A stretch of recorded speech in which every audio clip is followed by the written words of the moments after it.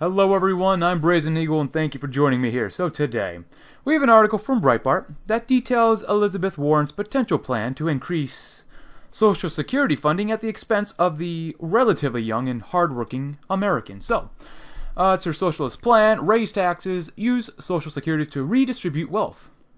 That's pretty much what it already is. So she's a Democrat from Massachusetts, and she unveiled another key aspect of her progressive agenda hours before the third Democrat presidential debate in Houston, Texas, proposing Thursday to raise Social Security benefits by $200 per month and pay for it by raising taxes on the supposed rich. Warren, who has largely driven her campaign on the unofficial slogan, "I have a plan for that," unveiled her plan to expand Social Security benefits, but doesn't exactly tell us how this will help us completely or fix Social Security's problems. Typical Social Security benefits today are quite small, which is true, she said. In 2019, the average Social Security beneficiary received around $1,300 a month, or about $16,000 a year, which is not much. There's a sense of urgency to raise Social Security benefits, Warren said, pointing to the GOP's tax cuts and calling them a $1.5 trillion tax giveaway that primarily helped the rich and big corporations. Well, why are you trying to be generous with other people's money, Her plan, which she describes as the biggest and most progressive or communist increase in Social Security benefits in nearly half a century, promises Social Security beneficiaries an immediate $200 per month increase funded by, you guessed it, taking more money away from the rich, or, as her campaign puts it, by asking the top 2% of families to contribute their fair share to the program. So just take other people's money away. Isn't that just great? Warren also pledges to update the outdated rules to further increase benefits for lower-income families, women, people with disabilities, public sector workers, and people of color. So if you're white and you are able-bodied, you get screwed here. Her plan states, "My $200 a month increase covers every Social Security beneficiary, including the 10 million Americans with disabilities and their families who have paid into the program and now receive benefits from it. Adults with disabilities are twice as likely to live in poverty as those without a disability. While 9% of those without disabilities nearing retirement live in poverty, about 26% of people that age with disabilities live in poverty. Monthly Social Security benefits make up at least 90% of income for nearly half of Social Security disability insurance beneficiaries." Well, you always got to remember, someone has to lose their money in order for you to take it. This benefit increase will also provide a big boost to other groups by taking money away from other groups. It will help the 621,000 disabled veterans who are Social Security beneficiaries. It will benefit the 1 million seniors who exclusively receive Social Security insurance, which helps Americans with little or no income and assets, and the 2.7 million Americans who receive both SSI and Social Security benefits. On top of this across-the-board benefit increase, I'll ensure that the current and future Social Security beneficiaries get annual cost of living adjustments that keep pace with the actual costs they face by taking more money away from people who are working. Isn't that great? As it currently exists, the Social Security program is on its way to insolvency, with some estimates pointing to 2035 as the year it will expire. It'll definitely be gone by 2037, though. The program currently comprises roughly a quarter of the budget, costing almost $1 trillion in 2017 alone. But before I continue, I will say this: Social Security does not add to the deficit, nor does it add to the debt. Anyways, as the New York Times notes, Warren's plan to expand Social Security benefits to recipients, roughly 64 million people, would cost more than $150 billion in its first year. Warren's plan would also change the dynamics of the earned benefits for the rich, causing a more intense discrepancy between the contributions given versus benefits ultimately received.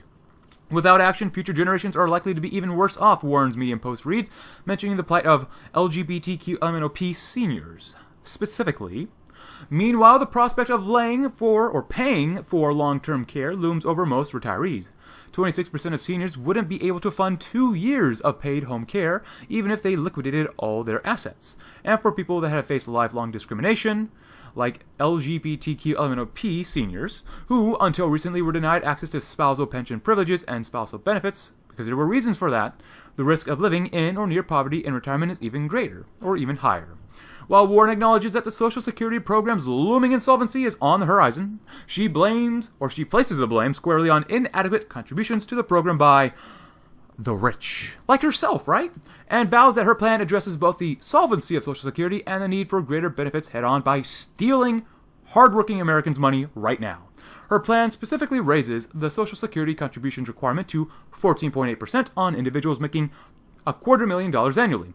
She said this will split equally among employees and employers at 7.4% each, which just means take more money away from people who have it now. While most American workers contribute to Social Security with every dollar they earn, CEOs and other very high earners contribute to Social Security on only a fraction of their pay. Well, I don't know about you, but I believe that everyone who is legally working contributes a portion or a fraction of their entire pay to their FICA taxes, which includes Social Security. My plan changes that and requires very high earners to contribute a fair share of their income. I'm pretty sure they already are. My plan also closes the so-called Gingrich-Edwards loophole to ensure that self-employed workers can't easily reclassify income to avoid making Social Security contributions. Second, my plan establishes a new 14.8% Social Security contribution requirement on net investment income that applies only to the top 2%. Individuals making more than $250,000 in annual income, or families making more than $400,000 in annual income. My plan creates a new contribution requirement modeled on the net investment income tax from the Affordable Care Act that asks people and families above these high income thresholds to contribute 14.8% of the lesser of net investment income or total income above these thresholds. My plan also closes loopholes in the NIIT that allow wealthy owners of partnerships and other businesses to avoid it. This contribution requirement will ensure that the very wealthy are paying into Social Security even when they report the bulk of their income as capital returns rather than wages.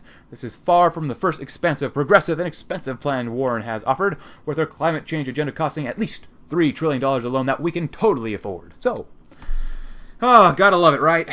Gotta promise other people other people's money. So, simply define, what is Social Security? Social Security is literally the redistribution of wealth from those who are relatively young and working and being forced to give it to the old, retired, and or disabled. That's the entire government plan. That's basically it. I don't like it when individuals like Elizabeth Warren or anyone else really, when they promise potential voters other people's money. Elizabeth Warren is just continuing the robbery of hardworking Americans. The problem, though, is that the entire federal Social Security program will be insolvent or unable to pay everything that it promised by 2037 because its revenue is below its expenditures. Even if you got rid of all illegal aliens and foreigners here who are, of course, illegal, there still wouldn't be enough revenue for its expenditures. Elizabeth Warren's plan is to take more money away from Americans and businesses with the threat of jail time if you do not pay more. This hurts all Americans and does nothing to actually fix the Social Security program. Why should you pay for someone else's retirement? If you take more money away from people who work hard now, then those Americans have less money to spend and create more wealth. It's not rocket science. Wealthy people want to spend their money to accumulate even more wealth, which provides more jobs and opportunities. That makes sense. If you take more money away from high-income earners, then they have less money for everyone to actually benefit from. But like I said earlier, this does nothing to fix Social Security. Social Security is set to be insolvent, like I said, by 2037, and if you attempt to take more people's money away now, you will still go insolvent eventually at a later date. This does nothing except push insolvency to a later date, which hurts future Americans. I'm thinking not just about future Americans. I have to think for all Americans, not just the old, not just the young, not just the future Americans, and not just the disabled. I have to think about everyone. Now, I'm going to be honest here. My family will be affected by whatever Social Security does or does not do.